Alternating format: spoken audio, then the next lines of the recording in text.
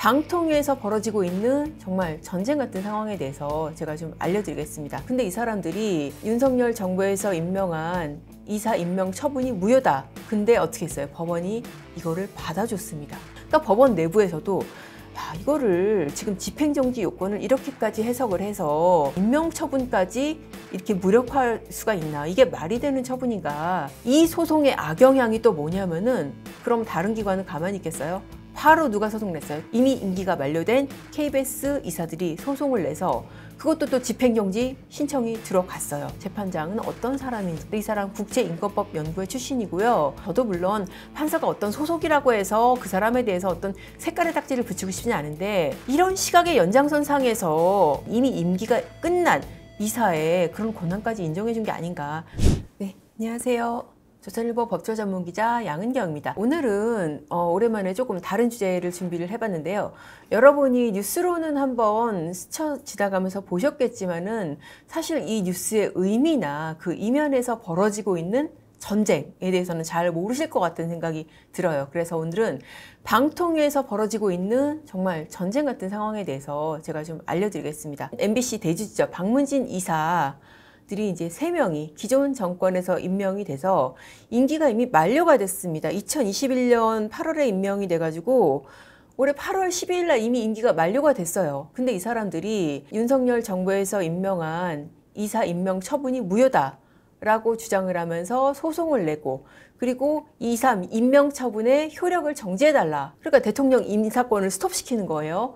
그 집행정지를 냈죠. 근데 어떻게 했어요? 법원이 이거를 받아줬습니다. 임기 끝난 이사가 낸 이 지금 신규 임명된 이사들의 임명 처분을 효력을 정지시킨다. 이거 정말 사실 말도 안 되는 상황이거든요. 이게 어떻게 가능했는지, 법원이 무슨 논리로 허용을 했는지 한번 보겠습니다. 집행정지가 받아들여지려면은 회복하기 어려운 손해가 있어야 돼요. 그러니까 이 금전 보상으로는 불가능한 회복하기 어려운 손해가 있어야 되는데 이걸 법원이 인정을 했습니다. 뭐라고 그랬냐면은 박문진 법에 그런 규정이 있다고 그래요. 임기가 끝난 임원은 후임자가 임명될 때까지 그 직무를 수행한다. 이 규정을 근거로 해가지고 당신 임기 끝났지만은 지금 신규 임명 이사 이거 계속 이 사람들이 취임하게 되면은 당신한테 회복할 수 없는 손해가 인정된다.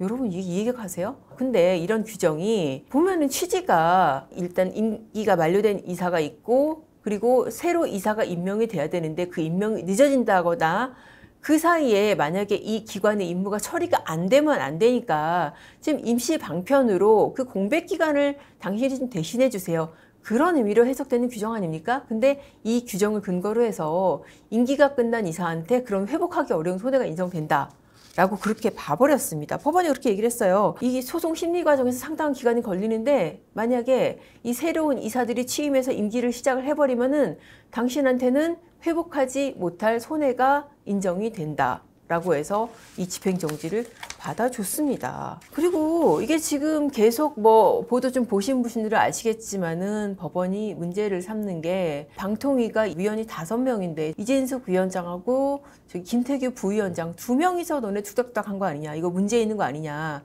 라고 하는데, 방통위 쪽의 논리는 그렇습니다. 이게 지금 법 자체가 위원회 회의는 2인 이상의 요구가 있을 때 소집한다 라고 돼 있고 과반수로 의결한다 라고 돼 있으니까, 아니 2명이서 해서 2명이서 의결했는데 뭐가 문제냐, 형식적인 적법성 전혀 문제 없다, 지금 그런 거예요. 근데 이제 법원에서는 기본적으로 5명을 규정해 놓은 이유가 이게 지금 정치적 다양성을 확보하라는 거 아니냐. 왜냐하면 이 5명이라는 게 위원장 있고 부위원장 이거 대통령이 임명을 하고 나머지 3명은 국회에서 임명을 한단 말이죠.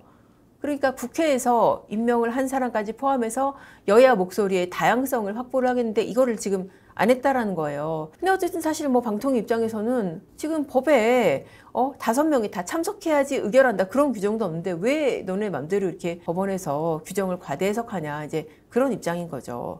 자, 그리고 이 집행정지를 받아주려면은 법원이 고려를 하는 게, 집행정지를 받아줬을 때 그게 사회적으로 해악을 끼치는지, 그게 이제 이른바 공공복리 부분을 지금 고려를 하거든요. 이 부분에 대해서 방통위가 이렇게 주장을 했어요. 지금 MBC 편향성이 얼마나 문제가 많냐.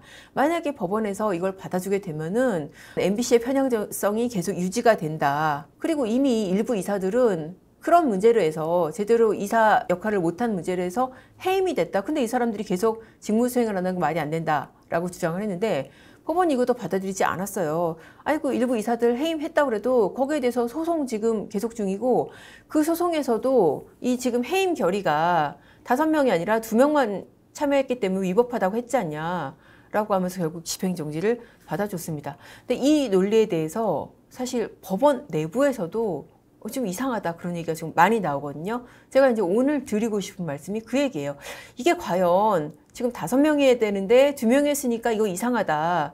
그런 논리로 정당화할 수 있는 판결인지 법원 내부에서도 그건 좀 아니지 않냐 그런 얘기가 나온다는 거예요. 왜 그러냐면은 행정법원에서 내리는 결정이라는 게 굉장히 조금 조심스럽게 해야 되는 측면이 있어요. 왜냐하면은 행정법원은 주로 하는 역할이 이 행정부가 내린 처분에 대해서 이게 위법하다, 무효하다 이거 여부를 가리는 기관이거든요. 그러니까 사법부가 행정작용을 견제를 하는 거니까 어느 정도 선을 지키면서 해야 된단 말입니다. 그렇게 봤을 때 그동안에는 특히 어떤 이런 인사권 행사에 대해서는 집행정지를 해달라 신청을 하면은 상당 부분 다 기각을 해왔어요. 왜냐하면은 행정부의 인사권을 존중하기 위한 그런 차원 때문이죠. 대표적인 사건이 뭐냐면은 바로 고대영 전 사장 사건. 이 사람은 그때 당시 KBS 이사회가 임기가 10개월이 남은 상태에서 이 고대영 전 사장을 갖다가 해임 의결을 해버렸어요. 당시 문재인 대통령이 그거를 재가를 냈고 그래서 이 사람도 해임 무효 소송을 냈겠죠? 집행정지 냈겠죠? 법원이 그때 당시에 받아들이지 않았어요. 아니 이거는 임기가 남은 사장이고 이 소송에서 만약에 이 사람이 해임 무효 판결을 받으면은 이 사람은 정말 회복할 수 없는 손해가 인정되는 그런 상황이잖아요. 그런데도 안 받아들여졌어요. 왜냐하면은 행정부의 인사권을 존중하는 차원에서. 근데 이 소송 어떻게 되는지 아세요? 1심에서는 고대영 전 사장이 패소를 했는데 2심에서 뒤집혔어요. 해임 무효라고 났어요. 심지어. 그리고 대법원에서 승소 확정이 됐습니다. 자, 이렇게 결과적으로 법원이 본안 판결에서 해임이 무효라고 판단한 사안에서도 집행정지 안 받아줬어요. 그래서 새로 임명된 사장이 임기 수행했단 말이죠. 이게 법원이 굉장히 좀 신중해야 되는 그런 류의 사건이란 말입니다. 그리고 사실 이 KBS 사건에서는 당시 고 사장 해임을 의결을 가능했던 이유가 그에 앞서서 이사들을 갖다가 또 잘라버렸거든요. 그렇게 잘린 사람 중에 하나가 누구예요? 강규영 전 KBS 이사. 이 사람 자를 때 어떻게 했다 그랬어요? 자기 집 앞에서 뭐 김밥 사 먹은 것까지 다 법인카드 털어가지고 그렇게 해서 해임 처분했잖아요. 근데 그 사건도 마찬가지로 이 사람이 집행정지 신청했는데 그때는 법원 안 받아줬어요. 근데 이 사람도 어떻게 된지 아세요? 또 마찬가지로 본안에서는 해임 지나치다라고 해서 무효 판결 받았어요. 본안에서 본인들이 해임이 부당하다라고 해서 승소 판결을 받은 것들도 집행정지 단계에서는 일단 행정권의 인사를 존중하는 차원에서 집행정지 안 받아줬단 말입니다. 그래서 이 사람들은 해임된 채로 계속 소송을 했는데 이미 임기가 끝난 박문진 이사에 대해서 지금 회복하지 못할 손해가 있다라고 해서 이 집행정지를 받아주고 정말 이게 말이 되는 결정인지 굉장히 의문스럽습니다. 그러니까 법원 내부에서도 이거를 지금 집행정지 요건을 이렇게까지 해석을 해서 왜 아까 그 규정 말씀드렸잖아요. 박문진에서 그 이사 임기 계속 규정. 이거를 근거로 해서 행정부가 새로 임명한 임명처분까지 이렇게 무력화할 수가 있나. 이게 말이 되는 처분인가. 그런 얘기들이 조금 나오고 있어요. 이게 지금 이렇게 되면은 어떤 문제가 있냐면은 권태선 이사를 비롯한 문재인 정부에서 임명된 박문진 이사들 이 사람들 임기 한 번 더 받은 거하고 비슷한 결과가 나는 거예요. 새로운 박문진 이사 임명 처분의 효력이 언제까지 정지되는지 아십니까? 1심 판결 선고 때까지. 그러니까 임명이 무효라고 낸 소송의 1심 판결 선고 시까지 정지가 되는데 1심 판결 언제 날지 어떻게 알아요? 요새 법원 재판 자체 심해져가지고 1년 넘는 건 기본이에요. 그러면은 그때까지 이미 임기가 끝난 기존 문재인 정부에서 임명된 사람들이 임기를 수행을 한다니까요. 그리고 지금 법원에 2인 체제 문제점 지적했잖아요. 그럼 만약에 지금 새로 임명된 윤석열 정부에서 임명된 6명의 박문진 이사들이 이거 이 상태로 안 됐으니까 우리가 그냥 사임을 할게요. 그리고 윤석열 정부에서 다시 이사들을 임명을 한단 말이죠. 그것도 아마 제동이 걸릴 거예요. 이 지금 2인 체제가 해결이 안 되면은 또 이 사람들이 소송 내겠죠. 위법하다, 무효하다라고 또 소송 낼 거란 말이에요. 그래서 지금 법원 판결 날 때까지 계속 문재인 정부에서 임명된 이사들이 임기가 연장되는 그런 효과가 지금 생긴 거란 말입니다.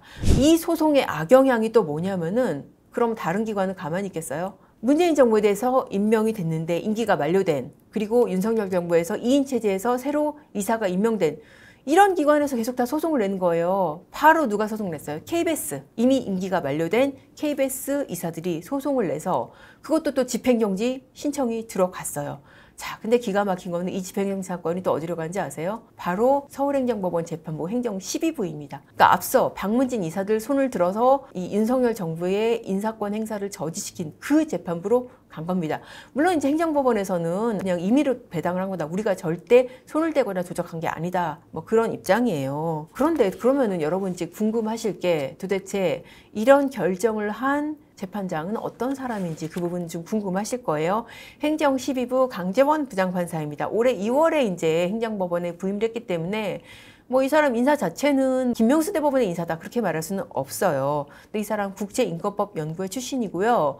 인권법 연구회에서 펴낸 책자에 이름을 올리기도 했습니다. 2017년도에 인권 판례평석이라는 그런 그 책자를 펴냈는데, 판례평석이니까 본인의 뭐 주관적인 의견을 실기보다는 판례에 대해서 평가를 하는 그런 내용의 그 책인데, 뭐 양심적 병역 거부자에 대한 형사처벌의 위헌성, 그리고 이제 사제 권고 중법 서약서 뭐 이런 이슈들에 대해서 판례평석을 실었어요. 이 책이 보면은 이제 저자가 한 40명 정도 현직 판사들이 들어가는데 이 중에서는 상당수가 인권법 핵심 인사들이 많습니다. 대표적으로 김기영 현재 헌법재판관, 그리고 왜 문재인 청와대에서 법무비서관도 지냈던 김영식 비서관, 그리고 김영현, 이 사람 판사 출신인데 문재인 정부에서 비서관 지내고 지금은 조국혁신당에서 대변인 하고 있죠. 이 사람들이 이 판례평석에 글을 썼었습니다. 그리고 이 강재원 부장판사가 2017년도에 실제로 양심적 병역 거부 판결에 대해서 무죄 판결을 하게 됐어요. 왜 그 전만 해도 여호와의 증인이라는 이유로 징집에 응하지 않는 사람들에 대해서는 다 이 병역법 위반이 인정이 돼서 다 실형 판결이 났거든요. 그런데 그 부분에 대해서 아니 이 사람들이 이 종교적 양심에 따라서 거부하는 건데 이거를 갖다가 다 유죄를 내리는 것은 심하다라고 이 국제인권법 내부의 여러 판사들이 그렇게 생각을 하고 또 이렇게 판례평석을 하고 실제로 무죄 판결을 쓰기도 했단 말입니다. 사실 저는 이것도 좀 말이 안 된다고 생각을 해요. 판사들이 그 집단을 이루어서 어떤 경향성을 정하고 판결을 한다는 게 굉장히 좀 위험한 건데 실제로 이 사람도 그렇게 해서 무죄 판결을 했었습니다. 2017년도에 제주지법에서 당시에 양심적 병역 거부에 대해서 무죄 판결을 쓰면서 한 60조, 그때 당시로는 가장 긴 무죄 판결을 쓰기도 했었습니다. 그래서 그때 뭐라 그러냐면 국가가 인간을 위해 존재하는 것이지 그 반대가 아니라는 자유민주주의 기본 원칙에 따라서 개인적 양심의 결정에 우위를 인정하는 게 시대에 맞다. 자, 이거 굉장히 거부감 가는 분들 많으실 거예요. 아니 양심에 따라서 병역 거부하면은 병역 거부 안 하고 군대 가는 사람들은 비양심적입니까? 이 양심적이라는 말 자체도 저는 너무 굉장히 어폐가 있다고 생각을 합니다. 자, 이렇게 뭐 이 사람의 그런 이력이나 기존 판결을 소개를 시켜드린 이유는 저도 물론 판사가 어떤 소속이라고 해서 그 사람에 대해서 어떤 색깔의 딱지를 붙이고 싶지는 않은데, 다만 기존에 이런 판결을 해온 사람이기 때문에 이런 시각의 연장선상에서 기존 정부에서 임명된 이미 임기가 끝난 이사의 그런 권한까지 인정해 준 게 아닌가, 그런 의심이 들어서 이렇게 소개를 드려봤습니다. 아까 제가 KBS 이사들이 학습 효과로 또 소송 냈다고 그랬죠. 집행정지 신청했다고 그랬죠. 이 사건 또 강재원 부장판사한테 가 있다고 그랬죠. 그래서 방통위에서 기피 신청을 냈습니다. 기피 신청 내면은 기피 신청에 대한 이 신청은 다른 재판부가 심리를 합니다. 그리고 이 결정이 확정될 때까지 집행정지 사건의 재판은 정지가 됩니다. 물론 이게 뭐 일각에서는 또 이게 판사에 대한 기피 신청이 이게 받아들여지겠냐, 또 재판 지연하려는 거 아니냐, 뭐 그렇게 비판하실 수는 있는데, 저는 이거는 사실 어떻게 보면은 이건 지금 상황에서 좀 필요한 측면이 상당히 있다고 생각해요. 이번처럼 또 이렇게 받아줘 버리면은 또 KBS 기존 이사들에 대해서도 정말 생명 연장이 되는 거예요. 임기 한번 더 부여되는 그런 효과가 실현이 된단 말입니다. 그래서 일단 그 상황을 막기 위해서라도 그렇게 지금 기피 신청을 한 것이고, 이 기피 신청의 결론이 날 때까지는 지금 이제 이 재판이 정지가 될 거니까 그 결과 한번 두고 보시고요. 법원이 이렇게 행정부의 정말 멱살을 잡고 인사권을 사실상 행사하는 그런 사태 지금 언제까지 이어질지 여러분 한번 잘 지켜보시죠. 자, 오늘의 판읽기 여기까지 하겠습니다. 감사합니다.